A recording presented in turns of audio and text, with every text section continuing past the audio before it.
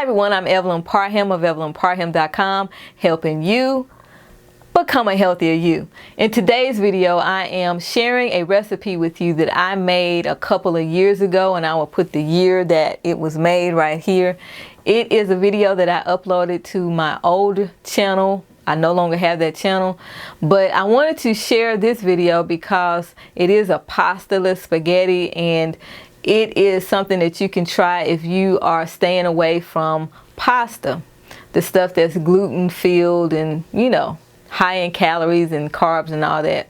So I wanted to come and share with you the recipe, and I'll be sharing with you the clip from that. But before I do, I want to say something about the cabbage.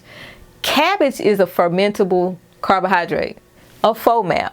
Okay, and I'm going to put information about the FODMAP right here. And for some people, it can cause some digestional upset or discomfort. It can cause a person to have gas and be bloated and a few other things. So I just wanted to come and say that before you saw this video. And I also wanted to say that you don't have to use cabbage. You can use zucchini or some other vegetable for your pasta. Just be creative, you know, and have fun with it.